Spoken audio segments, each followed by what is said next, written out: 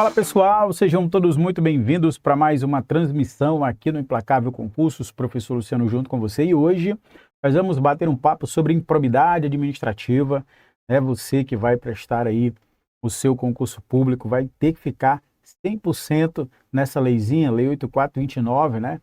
A Lei de Improbidade Administrativa, só que eu já quero começar aqui tratando desde a Constituição Federal, porque o termo improbidade administrativa, primeiro nós vamos avançar aqui tratando sobre o termo, o que significa improbidade administrativa, nós vamos quebrar muitos paradigmas aqui, mas eu quero falar para você que a improbidade administrativa nós vamos encontrar lá no texto da Constituição Federal, tudo bem? Então, a partir daí nós vamos avançar para entender um pouco o que significa essa tal improbidade administrativa, pegar alguns tópicos da lei e, claro, sobretudo da Constituição. Beleza? E, claro, dentro dessa aulinha, nós vamos aqui estar trabalhando algumas questões que com certeza vão cair na nossa provinha. Beleza, pessoal? Então vamos lá. Improbidade administrativa. Primeiro, meus queridos, é preciso que a gente enfrente o tema, o que significa essa tal improbidade administrativa. Já quero falar para você que improbidade administrativa nada mais é todo e qualquer tipo de conduta e, consequentemente, é mediante uma ação ou omissão que causa prejuízo ao interesse público, dentro ali das finanças públicas, dentro da execução daquilo que se está consubstanciado do interesse público propriamente dito. Então, todo e qualquer tipo de conduta que coloca em xeque os desígnios de uma boa administração, coloca em xeque os interesses patrimoniais da administração pública, eu vou chamar de improbidade administrativa. E claro, não poderia ser diferente. Nós precisamos iniciar aqui o estudo da improbidade administrativa analisando o parágrafo 4º do artigo 37, primeiro, da Constituição Federal, até adentrarmos na lei, né, 8429, que é a lei infraconstitucional que regulamenta a matéria. Então, primeiramente, nós precisamos nos ater ao que fala o texto da Constituição.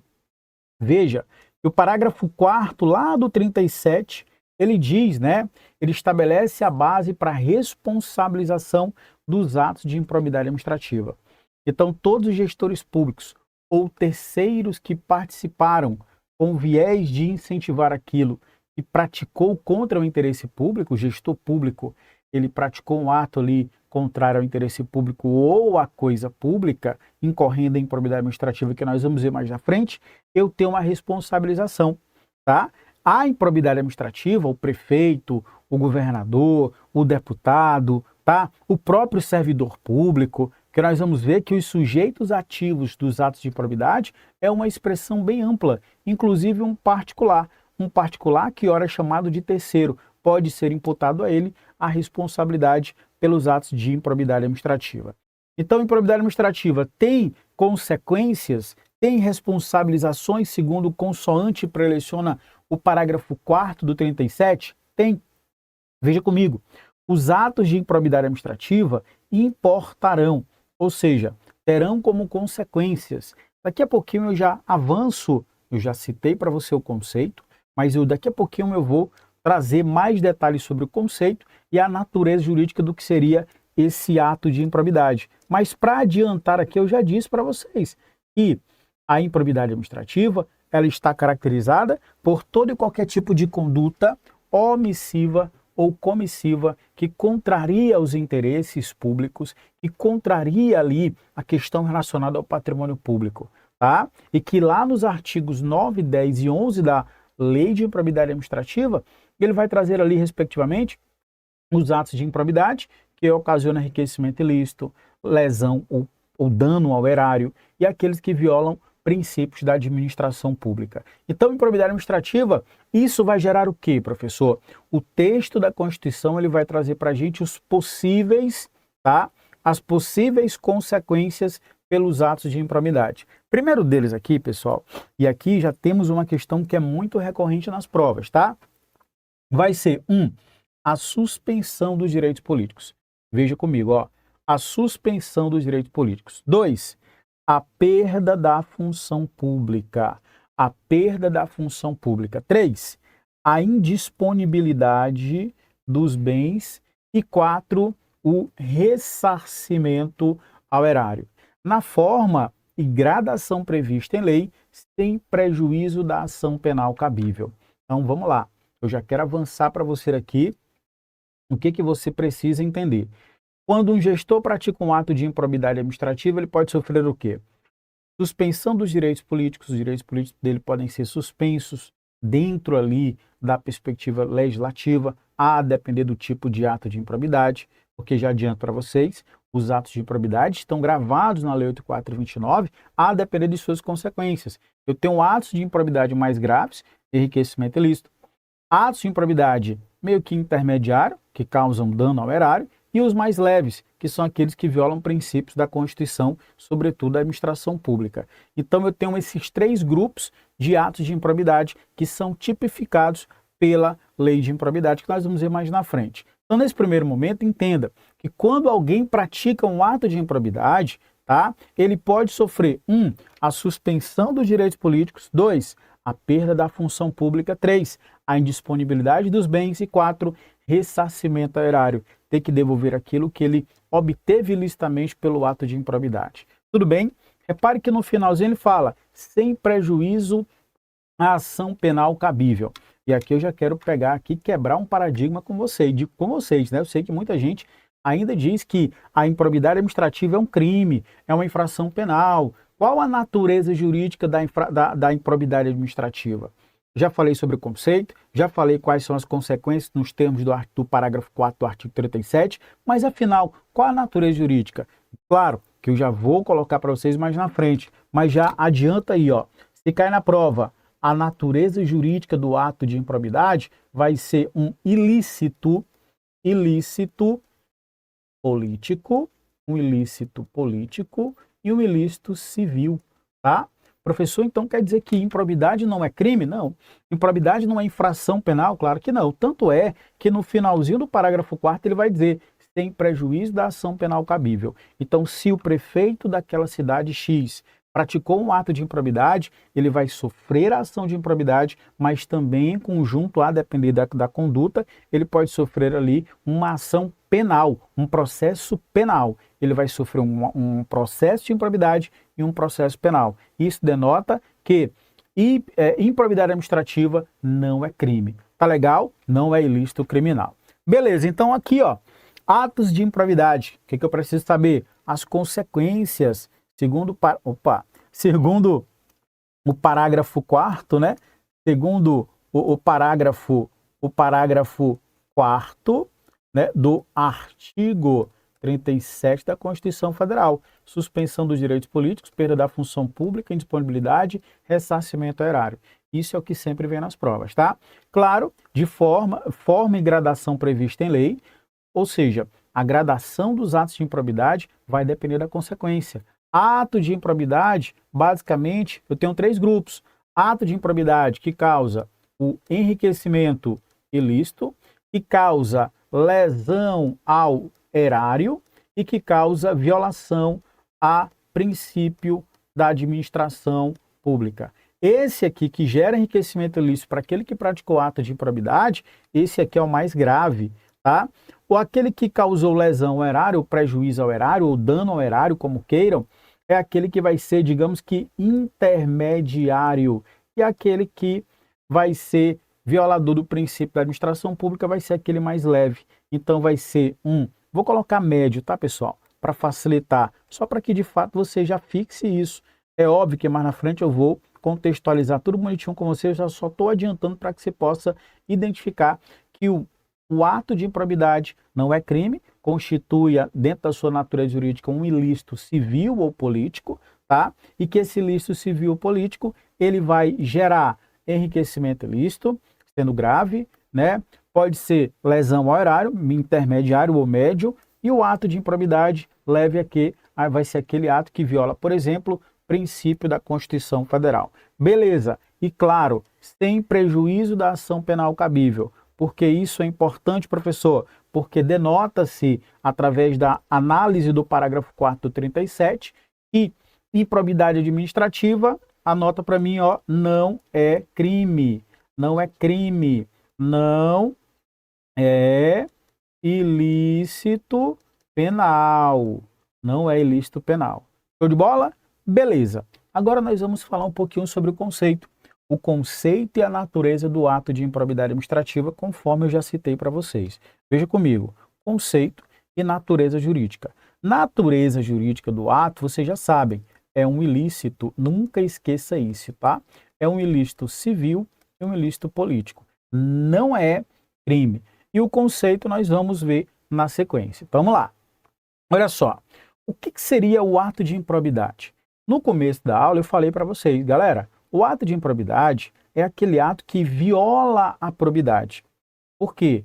Ao contrário, algo que viola a probidade na organização do Estado ou no exercício das funções do Estado é um ato de improbidade. Então, quando o gestor ele viola a probidade que é necessária na organização do Estado ou no exercício das funções, ele praticou um ato de improbidade. Ou então, quando ele viola a integridade do patrimônio público ou social, quando ele, por exemplo, pratica um ato de corrupção, quando ele utiliza a máquina pública para o aproveitamento próprio, quando ele tem vantagem devida através de um ato ali, utilizando algo que pertence ao poder público, quando ele frauda uma licitação para causar ali prejuízo para a administração pública, tudo isso é ato de improbidade administrativa. Veja que nesses atos de improbidade administrativa, nós temos a violação da integridade do patrimônio da administração pública ou violação contra a probidade, né, que é o comportamento probo na organização do Estado no exercício de suas funções.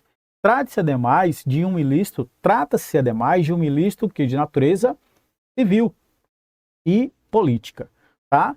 Assim, as consequências e sanções decorrentes do ato de improbidade poderão ter natureza civil, como ressarcimento ao erário e multa, e política, como a suspensão dos direitos políticos.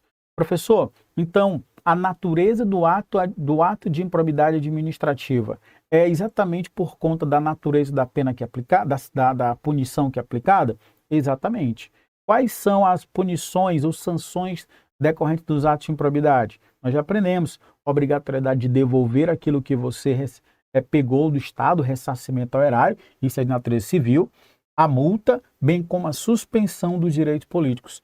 Veja que eu tenho aqui sanções de ordem civil e sanções de ordem política. Beleza? Então tá aí, conceito do ato de improbidade esquematizado para você. Vamos lá. Conduta que é desonesta e imoral com a coisa pública. Conduta que é desonesta e imoral com a coisa pública. O gestor praticou uma conduta que é desonesta e imoral com a coisa pública. E lembrem-se que ela só pode ser de maneira dolosa, tá, pessoal? O que é o dolo? Vamos nos lembrar das lições de direito penal. Lá no direito penal a gente aprende que dentro do estudo da conduta nós temos a questão, né, do dolo da culpa. O dolo é quando a gente tem a vontade deliberada do resultado naturalístico do crime. Quando o cara de fato pratica pensando em ter aquele resultado, eu tenho um dolo. A culpa é quando ele não tem a intenção, mas ele vai agir pelo menos com negligência, imprudência e imperícia. E aí nós temos o dolo eventual, né, que é quando ele assume o risco do resultado, o dolo de segundo grau, né, que é quando ele quer praticar dolo no primeiro momento e consequentemente pratica dolo no segundo momento. Enfim, não vamos entrar nesse mérito. Eu quero só que você, a partir de agora, entenda. Não existe, olha só, deixa eu até colocar para você aqui, ó. Não existe ato de improbidade administrativa na modalidade culposa. Não existe ato de improbidade administrativa na modalidade, ou seja, improbidade administrativa culposo, sem querer. Professor, mas eu vi no meu material aqui que tem a improbidade administrativa culposa, inclusive está aqui, está desatualizado. Está desatualizado porque nós tivemos uma alteração em 2021. Então você tem que ficar atento com relação a isso. Para prova, ato de improbidade dentro do elemento subjetivo só é admitida a forma dolosa, tá? Dolosa. Professor, mas é dolosa, mas pode ser por ação ou omissão, não é? Isso. Uma coisa é dolosa e culposo, outra coisa é totalmente diferente, a ação ou omissão. Cuidado para não confundir isso na hora da prova. Então, o ato de improbidade é toda conduta que ou por uma ação, que é uma conduta positiva, ou por uma omissão, conduta negativa, dolosa, porque não existe ato de improbidade de maneira culposa, não existe, pratiquei sem querer, não. Todo ato de improbidade administrativa só se admite a modalidade dolosa, tá? Que viola a probidade, organização do Estado, exercício de suas funções e também a integridade do patrimônio público e social. Natureza do ilícito vai ser civil, política, né? Não é em si crime, importante, beleza? E o processamento, professor, como é que se dá o processamento dos atos de improbidade? O processamento se dá através da justiça, do poder judiciário. A aplicação das penas é o poder judiciário que vai fazê-lo. E o conceito legal, né? As condutas tipificadas na lei de improbidade e em legislação especial. A própria lei de improbidade, respectivamente nos seus artigos 9, artigos 10, artigos 11, vão trazer ali o rol do que são os atos de improbidade administrativa. Tudo bem? Beleza? Então, na sequência, vamos aqui à resolução de uma questãozinha. Olha aí, o que vocês acham aí dessa questãozinha? Se caísse hoje na provinha de vocês, o que vocês marcariam?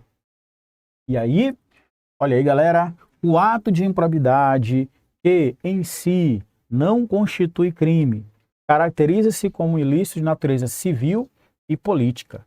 E aí, galera, isso é de fato o ato de improbidade? É, o ato de improbidade que em si não constitui crime, caracteriza como ilícito civil e política. Perfeito. Isso aqui é ato de improbidade, tá? Próxima. Um ato de improbidade administrativa praticado por servidor público não pode ser simultaneamente enquadrado como um ilícito administrativo, o que exime da autoridade competente de instaurar qualquer procedimento para apuração da responsabilidade de natureza disciplinar. Errado, pessoal. Por quê?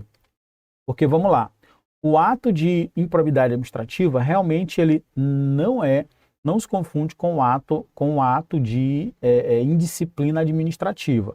Porque, vamos lá, imagina aqui que o Joãozinho tenha praticado uma conduta, eu vou chamar aqui de conduta X. Ele praticou essa conduta X. Essa conduta, se eu pego lá no Código Penal, eu tenho lá que ela está presente. Então, eu tenho uma violação aqui de preceito o quê? Penal. Então, aqui eu tenho uma responsabilização. Deixa eu só melhorar aqui, ó. Então, aqui nessa conduta X, lá no Código Penal eu encontrei. Então, lá eu tenho uma responsabilização que penal ou criminal. Eu fui lá no Código Civil e vi também que essa mesma conduta X tem uma repercussão no âmbito de indenizar, por exemplo. Então, eu tenho uma conduta X, uma responsabilidade civil. E vi também lá, por exemplo, no Estatuto do Servidor, que essa mesma conduta X praticada por João tem uma responsabilidade administrativa. E vi também lá na lei de improbidade que aqui vai ter uma responsabilidade por ato de improbidade. Então eu tenho aqui 1, 2, 3, 4 processos que vão tramitar. Professor, esses processos vão tramitar de maneira independente? Exatamente, pessoal. Veja que o ato de improbidade administrativa, ele é um processo que ele não depende dos outros, tá legal? E outra, aqui quando a gente fala de responsabilidade administrativa, o que a lei falou, o que a questão falou? Ó, que eu exime a autoridade competente de instaurar qualquer procedimento. Não, se a autoridade competente visualiza a prática de um ato de improbidade, tá? A autoridade ela deve iniciar o procedimento administrativo para apurar aquele ilícito administrativo e ele tem que deixar rolar lá para que os legitimados a ajuizamento da ação de improbidade o façam. Então, como são processos diferentes, a existência de um ato de improbidade, que ao mesmo tempo é um ilícito administrativo, na mesma conduta que pode acontecer, não faz com que a autoridade competente paralise-se para não ajuizar, aliás, para não iniciar o procedimento administrativo. Por isso é que isso aqui está errado. Beleza? Beleza. Agora nós vamos trabalhar quem é o sujeito passivo do ato de improbidade administrativa. Lá no direito penal, a gente estuda o sujeito passivo como aquele que vai receber a carga criminosa. Eu estou fazendo uma comparação, mas claro, sempre advertindo vocês que a improbidade administrativa não é ilícito penal. Estamos juntos? De novo, a improbidade administrativa não é ilícito penal. Bacana. E aí a gente tem que lembrar aqui o sujeito passivo do ato de improbidade. Quem é o sujeito passivo? Quem é que sofre com as condutas que causam prejuízo ao erário, que causam enriquecimento ilícito dos executores do ato administrativo, que violam princípios da administração? Pessoal, são as entidades, né? União, Estado, município, autarquia, as entidades que sofrem essa carga desse ilícito civil e político, tá?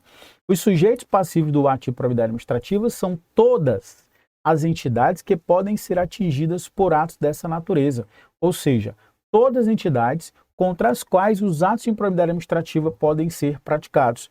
De acordo com a lei, aí eu pego agora a Lei de Improbidade Administrativa 8429 de 92, os atos de improbidade administrativa podem ser praticados contra sujeitos passivos, nos termos do artigo 1º, parágrafos 5º ao 7º. Vamos lá. A administração direta ou indireta dos poderes executivo, legislativo e judiciário, no âmbito da União, Estado, município e Distrito Federal. Entidade privada que receba subvenção ou benefício ou incentivo fiscal ou creditício de entes públicos ou governamentais previstos no item anterior. Imagina uma entidade privada, tá? Um banco, por exemplo, que recebe ali um incentivo fiscal ou creditício junto à União Federal. Nesse caso, mesmo sendo privada, pode ser sujeito passivo dos atos de improbidade, se tomar prejuízo, né? Entidade privada para cuja criação e custeio erário haja ocorrido ou concorra com o seu patrimônio ou receita atual, limitando o seu ressarcimento de prejuízo, nesse caso, a repercussão do ilícito sobre a contribuição dos cofres públicos. Outra entidade privada que tem uma ligação com o poder público pode também sofrer ato de improbidade. Então está aqui, esquematizando, quem são os possíveis sujeitos passivos do ato de improbidade. Primeiro, lembrar que sujeito passivo é quem sofre o ato, tá? Todos os entes da federação, União, Estado, município, Distrito Federal, tá bom? Todos os poderes, legislativo, executivo e judiciário. A administração direta, que são os entes políticos, quem são? União, Estado, município e DF. Indireta, autarquia, fundação pública, empresa pública, sociedade de economia mista. Então, por exemplo, quando eu pratico um ato contra o Banco do Brasil, contra a Caixa Econômica Federal, quando eu causo prejuízo, por exemplo, ali aos Correios, aquilo é um ato de improbidade, cujo sujeito passivo está sendo a própria administração pública indireta. Ou qualquer entidade privada que receba algum tipo de subvenção, benefício ou incentivo fiscal ou creditício. Ainda também entidade privada que o erário contribua ou concorra para a criação e custeio, ressarcimento, limitada contribuição aos cofres públicos. Então, veja que aqui nós temos uma situação bem ampla, uma identificação bem ampla para saber quem é que possivelmente pode ser sujeito passivo do ato de improbidade. Então, resumindo, sujeito passivo de improbidade, a administração, todos os entes, União, Estado, município e DF, todos os poderes, executivo, legislativo e judiciário, indireta, entidades políticas, direta, autarquia, fundação, empresas estatais, prestadores de serviço público ou explorador de atividade econômica, tá? Respectivamente, poderia dizer aqui, quem presta serviço público? Eu posso citar aqui uma sociedade de economia mista, tá? Ou então, pode ser também aqui uma empresa pública, beleza? Ou então entidade privada que receba subvenção, benefício ou incentivo fiscal e entidade privada. Cuidado, pessoal, para não cair naquela pegadinha clássica. Ah, só porque a entidade privada não pode ser sujeito passivo do ato de improbidade. Calma aí, não é assim não. Primeira coisa que a gente tem que analisar é se aquela entidade privada tem alguma ligação com o poder público, se recebe algum tipo de subvenção, benefício ou incentivo fiscal creditício. Se não recebe, tudo bem. Mas se recebe, já pode ser considerado sujeito passivo. Tá legal? Ou então entidade privada, que o seu capital, por exemplo, existiu a contribuição por parte do poder público. Nesse caso também pode ser considerado sujeito passivo. Agora o sujeito ativo. Esse tópico aqui costuma cair bastante, tá? Sujeito passivo, quem é aquela entidade que sofre o ato de improbidade. Já vimos que o rol é amplo. Quando eu falo em sujeito ativo, o rol também é muito amplo. Sujeito ativo é quem é que pode praticar ato de improbidade. Então, professor, praticar ato de improbidade é só o político? É só o governador? É só o prefeito? É só o deputado? É só? Não. Servidores públicos, empregados públicos, comissionados, aqueles que ocupam cargos políticos, ou seja, o agente público. Quando a gente estuda direito administrativo, lá em agentes públicos, a gente entende que os agentes públicos constituem uma expressão genérica e que dentro dele nós temos os agentes políticos, agentes honoríficos, os servidores públicos ou agentes administrativos, né, os empregados públicos. Então aqui não vai ser diferente. Todos esses poderão ser sujeitos ativos, poderão ser responsabilizados por ato de improbidade. E vou mais além, inclusive um particular. Como assim, professor? Um particular? Um terceiro alheio à administração pública? Exatamente. Um particular, um terceiro que incentivou a prática do ato de improbidade administrativa. Professor, esse terceiro, ele não tem nada com a administração pública, mas se ele incentiva, se ele está ali em conluio para a prática do ato de improbidade, pode também sobrar para ele, tá? Então vamos lá. Agente público, sujeito ativo, é representado pelas pessoas que possam praticar os atos de improbidade administrativa e, por consequência, sofrer as devidas sanções previstas na Lei 8.429 de 92. Nós podemos separar os sujeitos ativos do ato de improbidade em duas categorias. Primeira delas, os agentes públicos e os terceiros. Quem são os agentes públicos? Todos aqueles que de qualquer forma têm um vínculo com a administração pública, ainda que temporário. Quem são os terceiros? Particulares que colaboraram com a prática do ato de improbidade administrativa. Então vamos lá. O que a lei fala? Vamos nos ater à lei. Para os efeitos dessa lei, considera-se agente público. Repara comigo que o termo agente público para definição de sujeito ativo do ato de improbidade, ele é amplo, ele vai pegar todo mundo, beleza? Agente político, o servidor público e todo aquele que exerce, ainda que transitoriamente, professor, ainda que transitoriamente é aquele contratado por prazo determinado. Se ele praticar qualquer uma das condutas previstas no artigo 9, 10 e 11 da Lei 8.429, ele pode sofrer um processo por ato de improbidade ou sem remuneração. Professor, o agente honorífico, o mesário, não recebe remuneração, mas praticou um ato ali de improbidade, responde por improbidade, mesmo sem receber remuneração, professor, mesmo sem receber remuneração, por eleição, o político, nomeação, designação, contratação ou qualquer outra forma de investidura ou vínculo, mandato, cargo, emprego, função nas entidades referidas no artigo 1º dessa lei. Ah, professor, então, sujeito ativo é todo mundo que está em nome da administração pública ou sequer estar ali, né, movido de alguma forma, ainda que indiretamente, com o poder público. Perfeito, pessoal. Agora sim, o conceito de agente público, né, na lei de improbidade administrativa abrange o agente político, o servidor público e todo aquele que exerce função nas funções abrangidas pela lei de improbidade. O termo agente político é utilizado para designar autoridades que exercem a função de governo, possuindo garantias, prerrogativas, responsabilidades no nível constitucional. Essa categoria encontramos, por exemplo, os chefes do Poder Executivo. Né? Veremos uma exceção adiante, os auxiliares imediatos, ministros, secretários distritais. Então, quem são os chefes do Poder Executivo? Presidente da República, governador do Estado, prefeito, eles são agentes políticos, tá? Os parlamentares em geral, senadores, deputados, vereadores, praticam também ato de improbidade administrativa. Os membros do Poder Judiciário, olha aí, pessoal, os membros do Poder Judiciário, e aqui eu quero chamar a atenção, não é porque o nome é agente político que são só os políticos, não. O Poder Judiciário, na figura dos seus ministros, desembargadores e juízes, eles ocupam um cargo de agente político.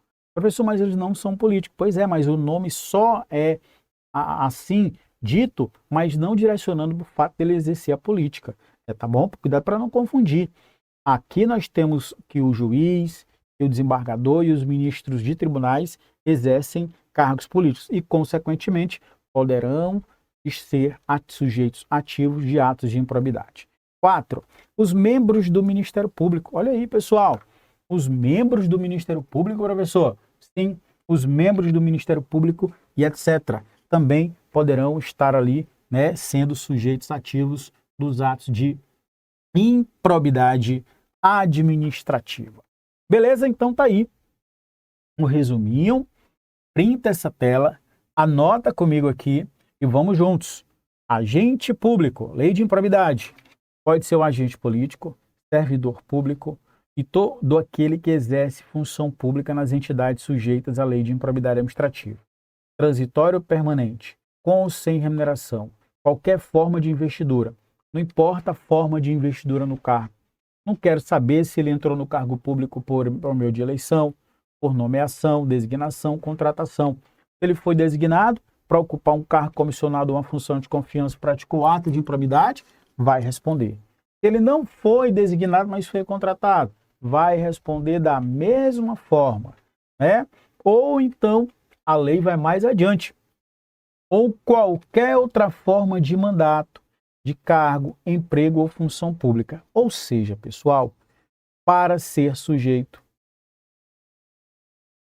ativo do ato de improbidade, basta ter um conluio pequeno com a administração pública, porque aqui o rol ele é o quê? Amplo. Ok? Beleza? Bom, temos também uma terceira pessoa, que é a pessoa física ou pessoa jurídica que tenha firmado parceria com o poder público.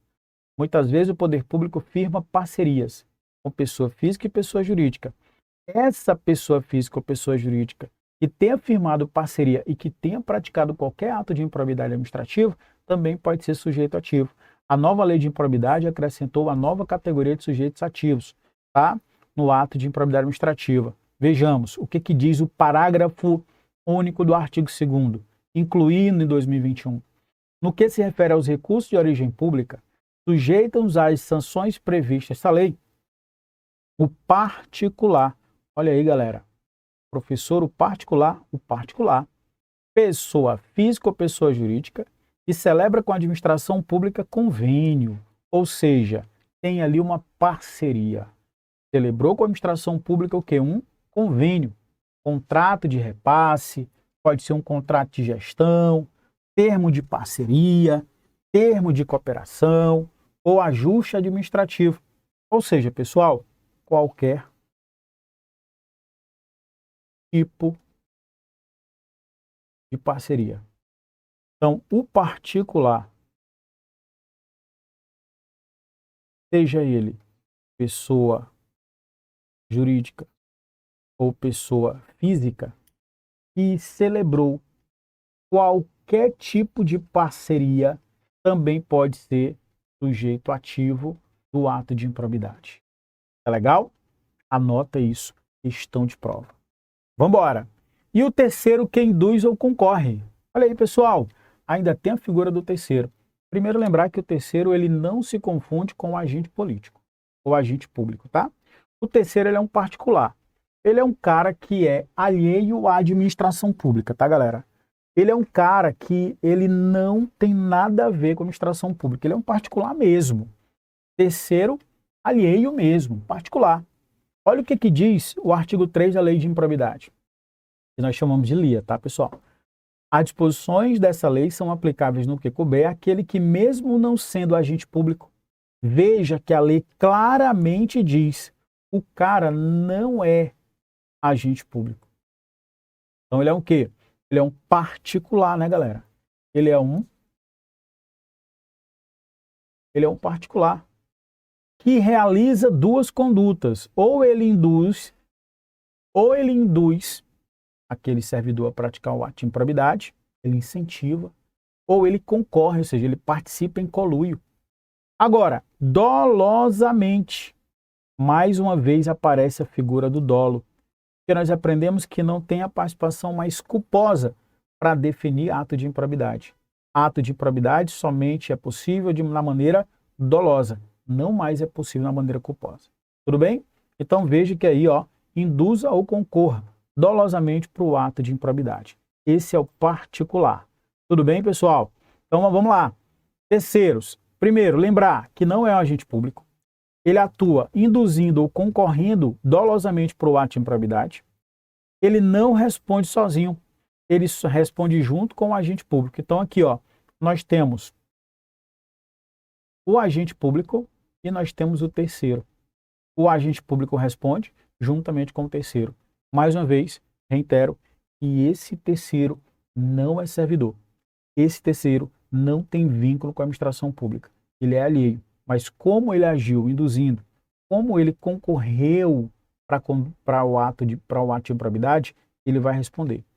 Aplicações das disposições, aí vocês viram que a lei vai dizer no que couber. Pessoa jurídica responder como terceiro. Professor, a pessoa jurídica pode responder como terceiro? Responde como terceiro também. Não responderá se o ato for punido lá na lei de anticorrupção.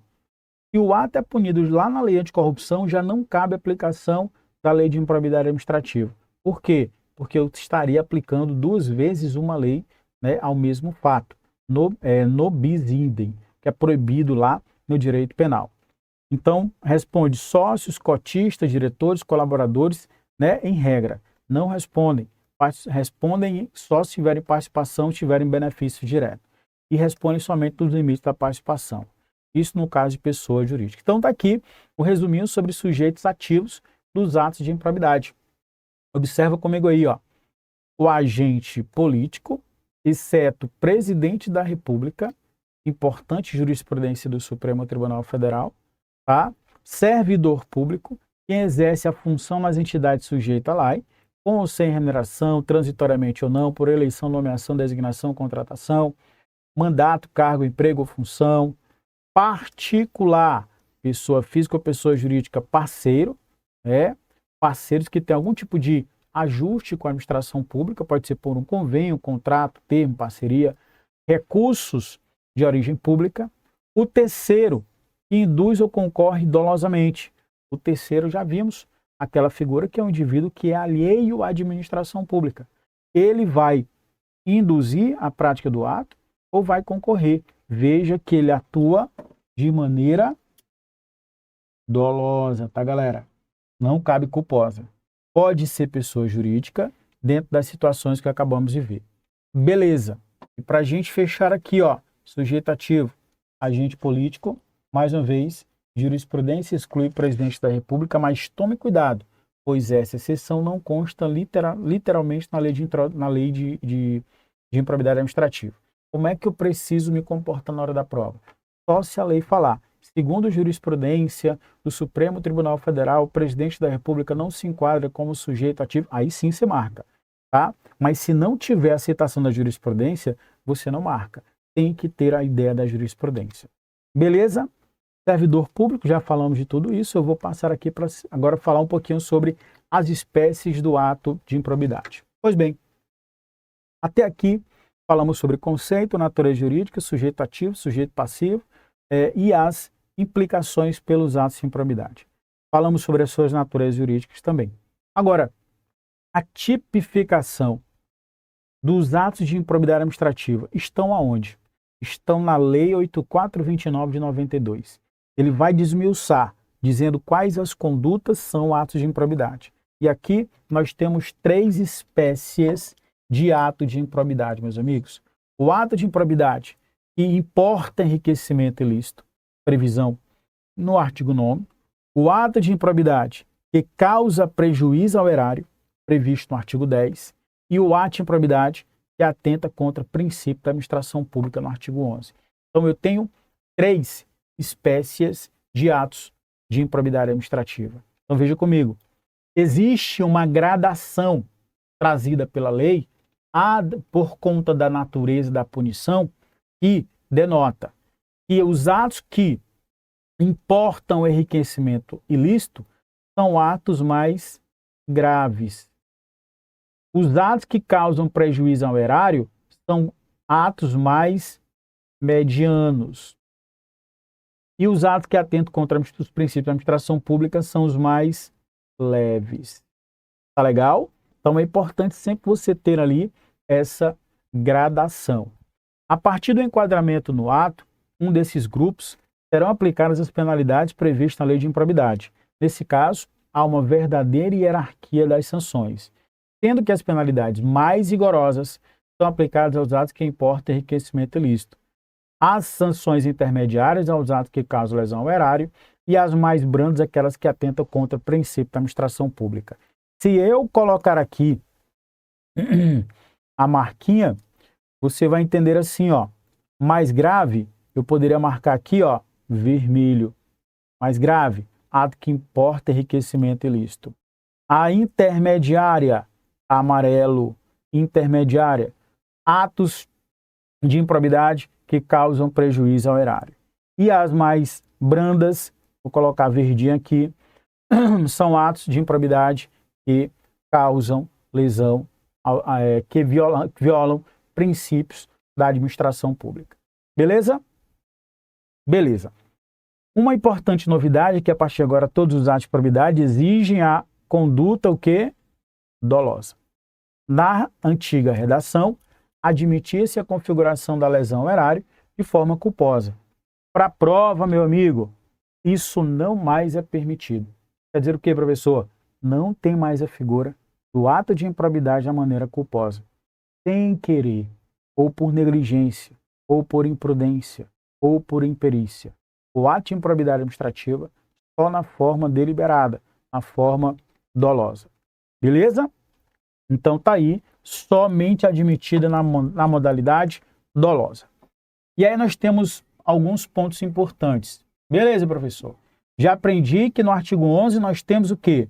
Nós temos os atos que atentam contra os princípios da administração. Então, o ato de improbidade, ele é gradativo, tá? Ele é hierarquicamente mais grave ou menos grave, a depender da consequência.